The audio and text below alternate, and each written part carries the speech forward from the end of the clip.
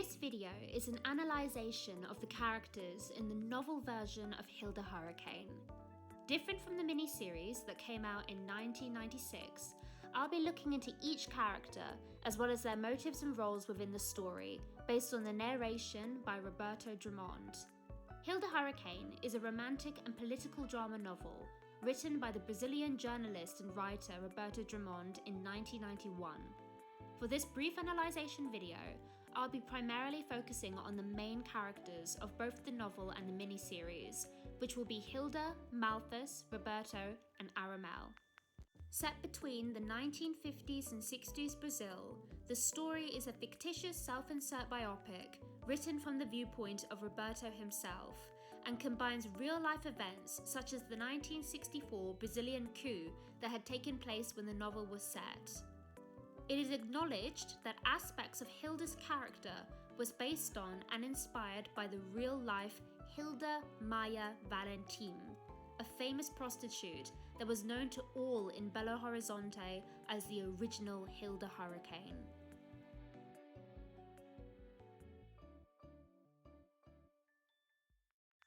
Before her supposed fall from grace, Hilda Gualtieri von Echeverger had been known as the girl in the golden bikini.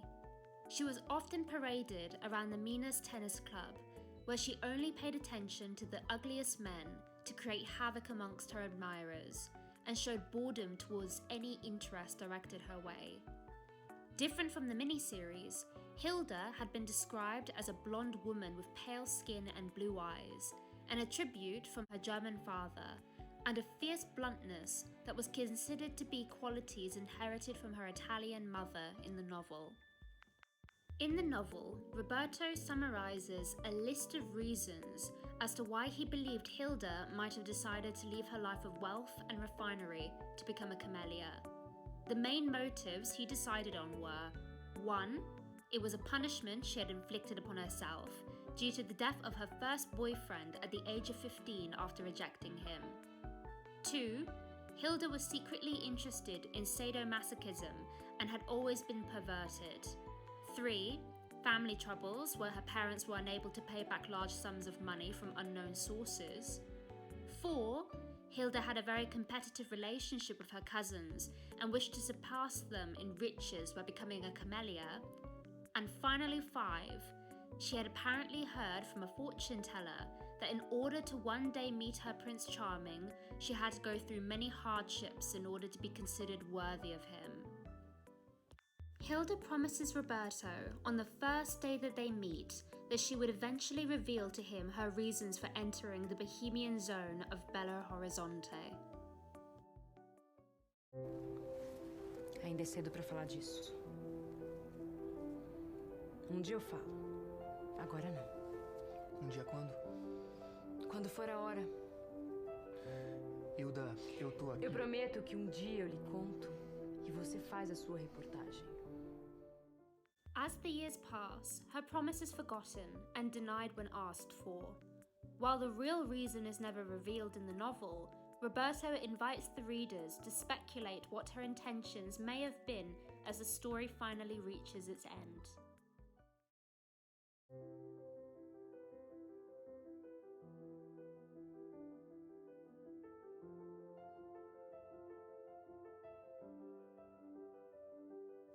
Joining the convent at a very young age, Matus had been groomed into wanting to become a saint since childhood, and he was proud of his reputation as a devout figure in his community. During his early days at the convent in Belo Horizonte, Matus orchestrated a young boys' choir, and he truly believed that their singing was powerful enough to make anyone turn towards God and the church. He often tried to convert Roberto, who was an atheist, to no avail, but it did not affect their close friendship. Matus's mother was a widowed banquet host, and Matus had a habit of eating large quantities of her jaboticaba jelly whenever he was stressed or doubted the word of God.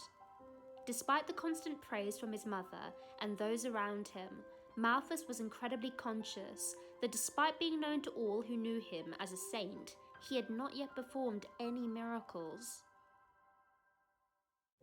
Malthus had heard rumours about Hilda from the women and men who frequented the convent, and after a direct plea from the Pro-Camellia City Commission, he was determined that his first miracle would be the exorcism of the demon he believed to have possessed the notorious Hilda Furacão.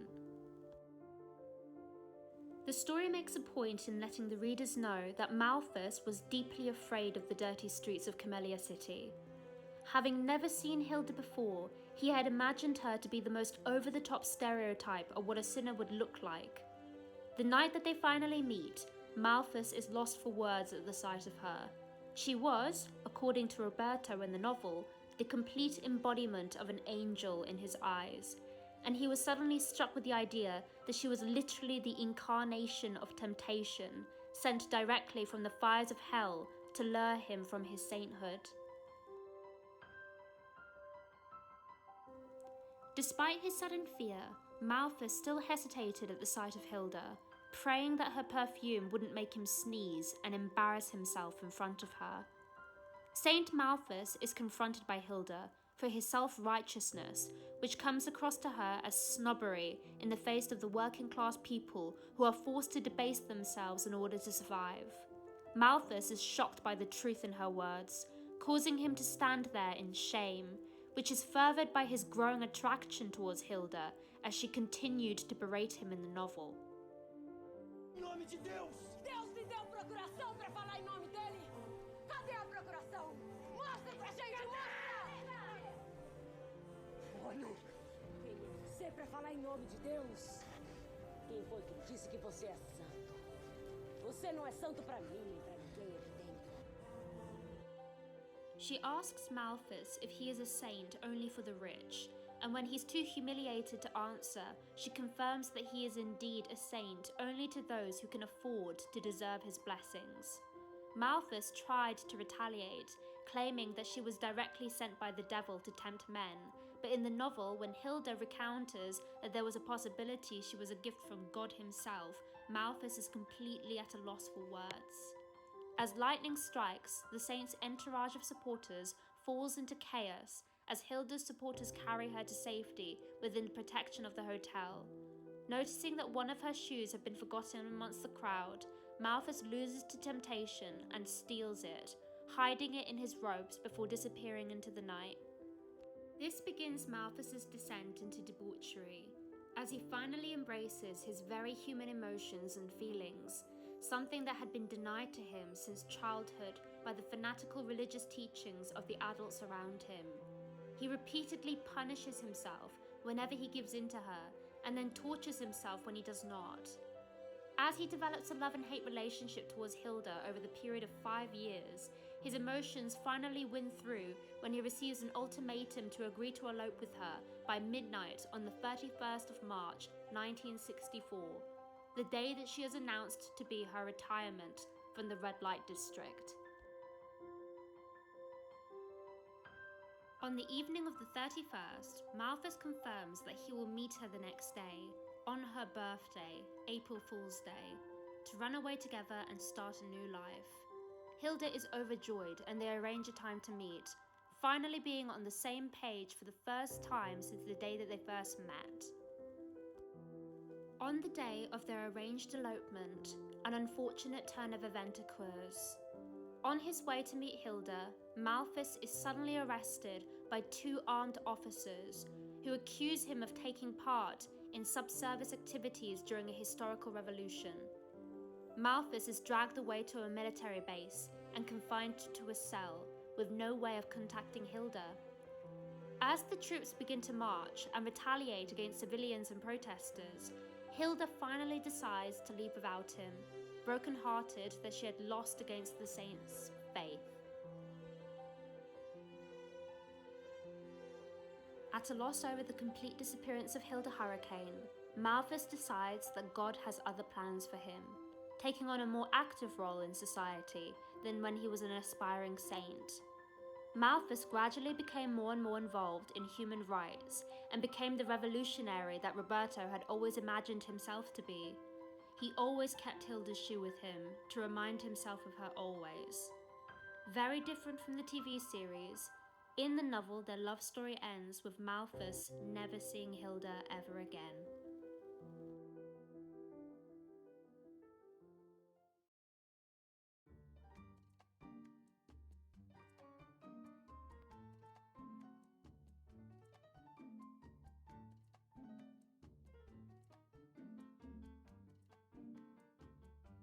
Growing up poor, Aramel's main goal in life was to earn enough money for a one-way ticket to Hollywood.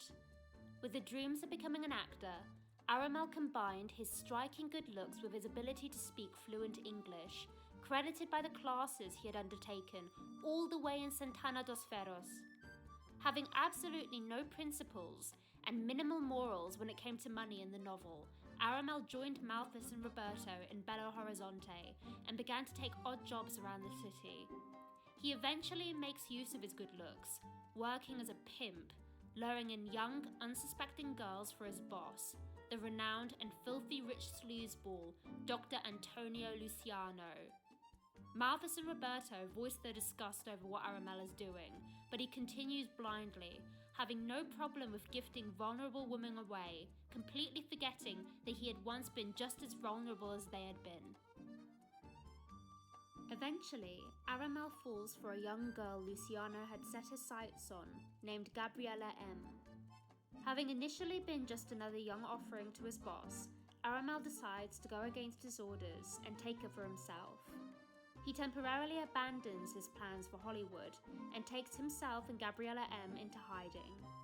They spend a lot of time hiding away in a small cottage in the middle of nowhere, and the young girl's affections towards him wanes over time, growing frustrated over his obsession with making it big in America. Gabriella M eventually abandons him after letting him know of her plan to willingly give herself to Dr. Luciano in order to gain wealth and power. At the end of the novel, Gabriella M is happily married to the doctor, with 2 children, securing her place as Luciano's main wife and one of the richest women in Brazil. Aramel receives his karma as a poor man who prospered from selling off even poorer women, and he eventually leaves for America near the end of the book. At the novel's conclusion, Roberto laments that he and Malthus eventually lost all contact with Aramel. Hollywood ended up not really working out, with a few short gigs here and there as he lived off a $2,000 loan that was a gift from Hilda. He sent a final letter to the gang back in Brazil, claiming that it was too hard to make your dreams come true in America, and he now spent his days at the airport, watching planes coming and going from Brazil. Aramel frequently sponsored families in Brazil, sending money only after they agreed to name any daughters they may have after Gabriella, and eventually he sent back the $2,000 loan that had been a gift from Hilda. Aramel had a short stint as a limousine driver, and word spread that he had lost his accent completely, adopting a neutral American one. The last time anyone heard of him, he had begun earning a living as a cadaver washer, which concludes the story of Aramel the Handsome.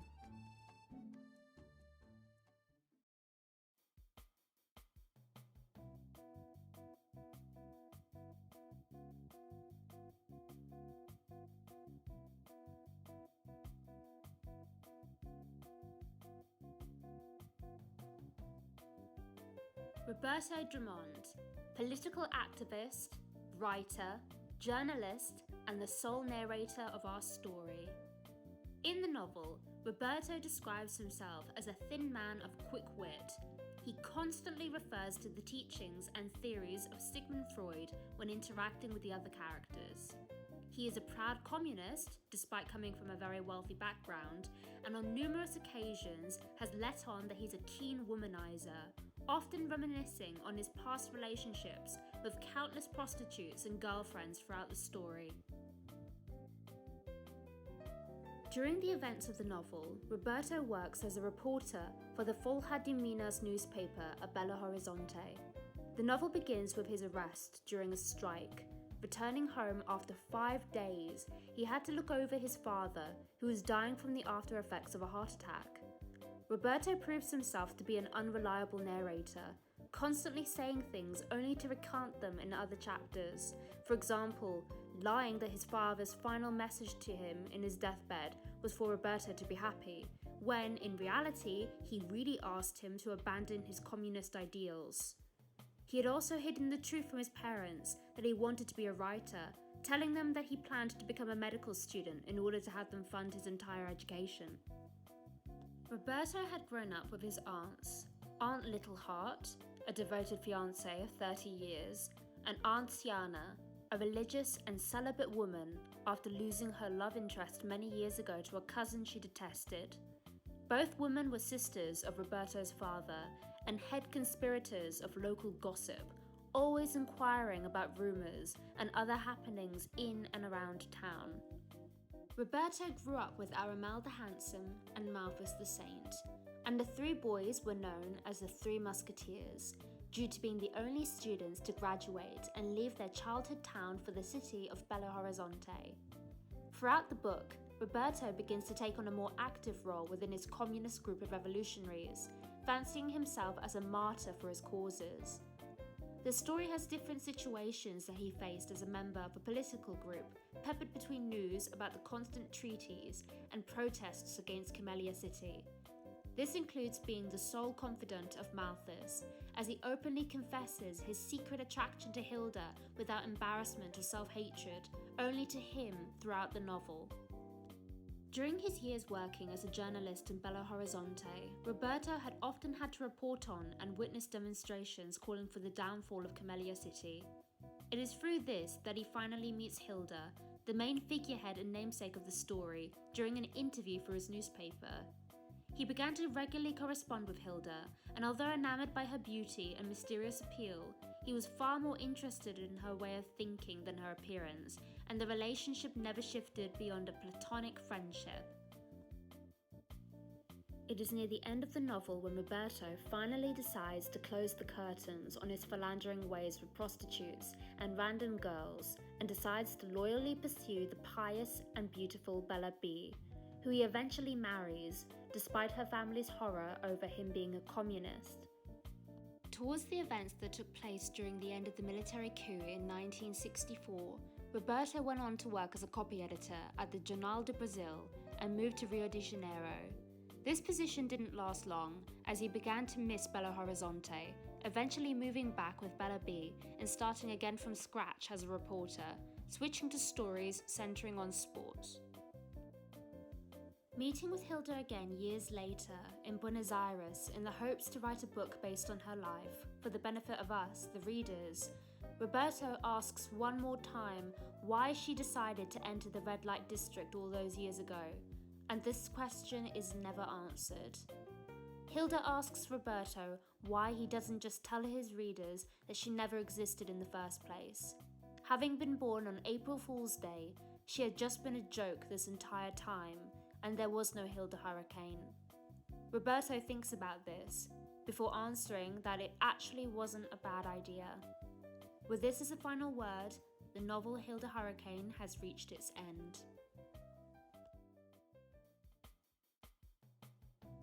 With the novel being as much a political chronicle as it was a tragic romance, the author, Roberto Drummond, references countless real-life figures throughout the book, demonstrating their effects on the lives of his characters, both real and fictional.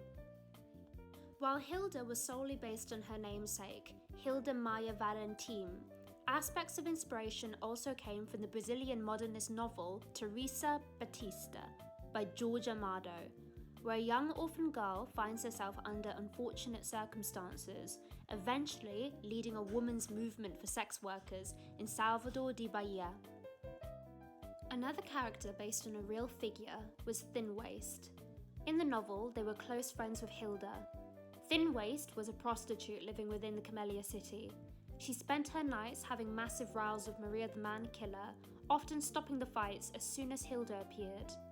With Hilda as her muse, she showed talent as a seamstress, creating different outfits for Hilda during her 5 years working at the Camellia. In real life, the character was based on a transgender call girl named Cintura Fina, born in 1933 and died in 1995. Like the novel, she often carried a razor to protect herself and other workers from harassment, and she gained notoriety and recognition in Belo Horizonte for her strength and confidence during the 50s and 70s, often mockingly referred to by the press as an infamous Marilyn Monroe. Cintura Fina has her own autobiographical novel that documents her life story called Enverga Cintura Fina in Belo Horizonte, written and recorded by the researcher Luis Mirando. The story of Hilda Furacão was a huge success, as well as its following mini-series, which was created only 5 years after the novel's publication, receiving an English translation in 2010 by the University of Texas Press. Many fans of the story have passed on their reactions from when both the novel and the mini-series first came out, documenting their excitement and the interest in the story of Hilda and Malthus, which has only doubled since its resurgence recently across the internet. The story is a unique one, both a piece of fiction with biopic inserts and mentions of important historical events that have influenced our modern world. While we are pulled in by the doomed love story of our saint and sinner, we grow to care about these characters, who are just simple people like us, living their lives day to day in the beautiful country of Brazil. This was Vampira Mizu, thank you for watching.